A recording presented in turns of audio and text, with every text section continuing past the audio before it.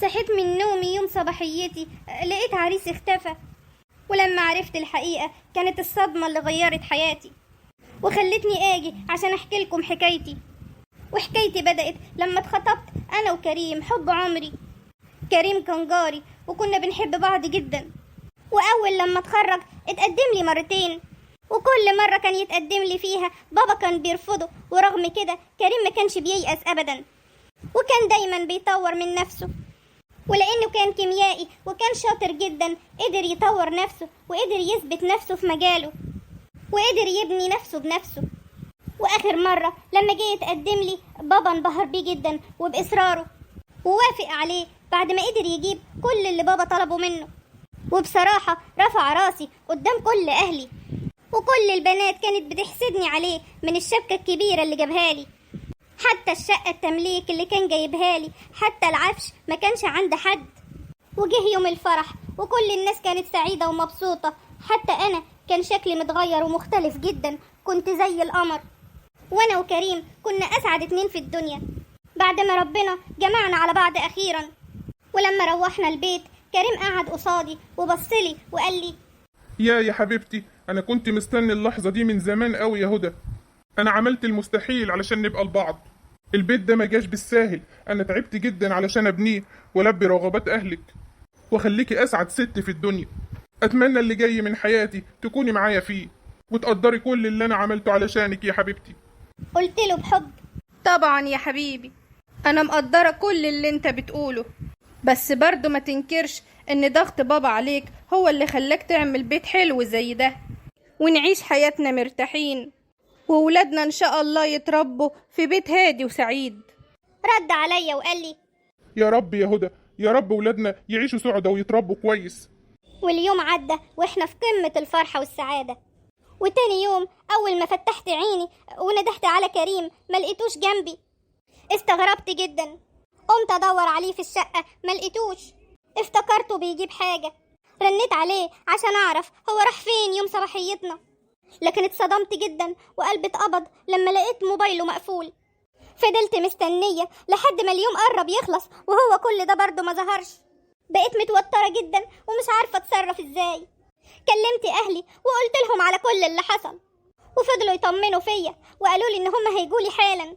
واول لما جم بابا وماما كانوا مستغربين جدا للي حصل، وماما سألتني وقالت لي: قولي لي يا بنتي، هو في حاجة زعلته منك ولا قلت له كلمة ضايقته ولا حاجة؟ رديت وقلت لها: ابدا يا ماما، مفيش اي حاجة حصلت، ده احنا كنا كويسين جدا وقضينا اليوم زي اي اتنين متجوزين ونمنا. وتاني يوم ما لقيتوش خالص، ما لقيتوش جنبي. انا خايفة يا ماما، خايفة يكون جراله حاجة. بابا وقتها اتصل بوالدة كريم ووالده، واول لما جم كانوا بيبصلنا بصات غريبة، بصات كلها اتهامات مش مفهومة. ولقيت حماتي بصت لي وقالت لي: ألا قولي لي يا حبيبتي، هو أنت عملت إيه ولا إيه اللي حصل خلاه يطفش منك من أول يوم؟ ما هو مفيش راجل يطفش من مراته يوم الصباحية بالذات إلا إذا كان شاف حاجة خلته يطفش. ساعتها اتصدمنا من كلامها، وماما ردت عليها وقالت لها: ايه الكلام اللي انت بتقوليه ده يا حاجة؟ لو سمحتي الزامي حدودك، احنا هنعديها عشان الظرف اللي احنا فيه، لكن اول ما نطمن على كريم هيكون في كلام تاني. حماتي ردت وقالت وكانت بتعيط: لا تاني ولا تالت، أنا من زمان بقول له بلاش يجي على نفسه ولا يقدر اللي بيتباعوا بالمال، لكن أنا بصراحة مش عارفة كان شايف إيه في بنتكو خلاه يحط نفسه في كل الضغوط دي. بابا رد عليها وقال لها: أنا دلوقتي بس متأكد إني كنت صح في كل حاجة قلتها لكريم علشان أأمن بيها مستقبل بنتي، وادي أهله أهو من بعد كام ساعة غياب، شوف أهله بيقولوا إيه. على العموم إحنا بنتنا معانا وكل أشياء في البيت ده من حقها، إحنا هنغير كالون الشقة، أما أنتوا بقى ممكن تتفضلوا من هنا. بقيت فجأة حاسة إني في دوامة، بعد ما كنت في حلم جميل لقيت نفسي صحيت على كابوس بتمنى إن أصحى منه. وعدى يومين وكريم مش عارفين له أي طريق، ورحنا البوليس بلغنا بكل اللي حصل. اطمني يا هانم، إحنا هنعمل كل اللازم.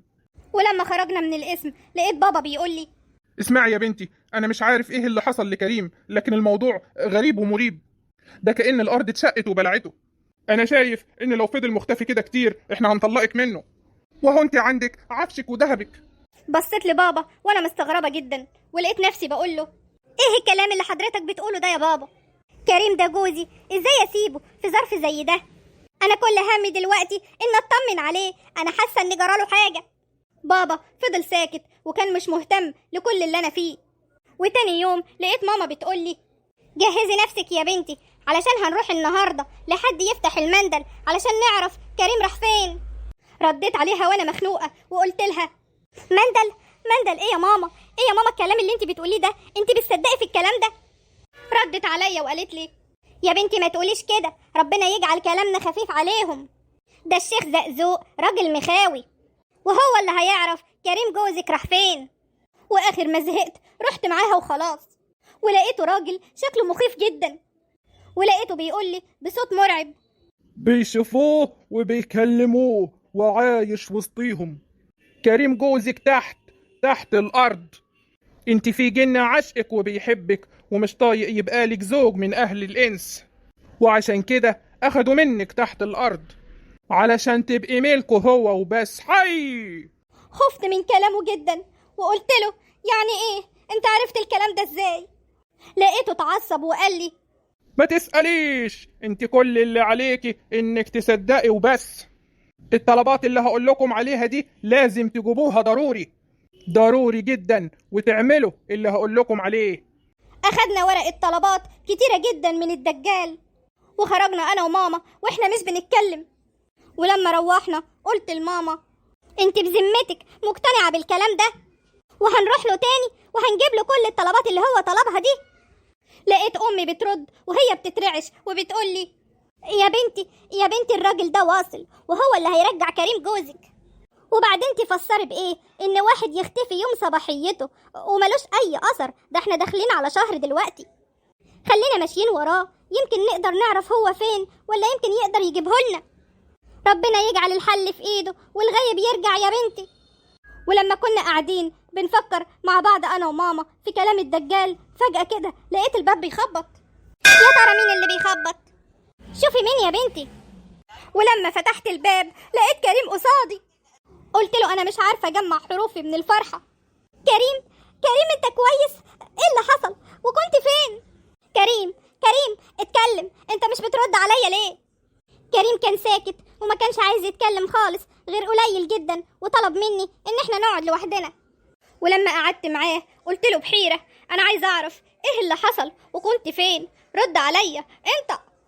اتكلم يا كريم، رد عليا انت، فهمني ايه اللي حصل. رد عليا بحزن وقال لي اعملي حسابك ان الشقة والعفش والذهب كمان هيتباعوا، وكل حاجة انا اشتريتها بفلوسي لازم اخدها. انا عليا مبلغ كبير جدا لناس ما يعرفوش ربنا ولا عندهم ضمير. قلت له مش فاهمة حاجة، شقة ايه وشبكة ايه اللي انت بتتكلم عليهم؟ ولو وصلتوا لحد هنا من الفيديو ما تنسوش تصلوا على النبي، وان شاء الله بقية الحكاية في الفيديو الجاي، واشوفكم بخير الحلقة الجاية. ولو عاوزين تعرفوا بقية الحكاية اكتبوا لي في الكومنتات عشان تشجعوني انزل لكم القصص، وعشان تعرفوا كريم راح فين وكان بيعمل ايه.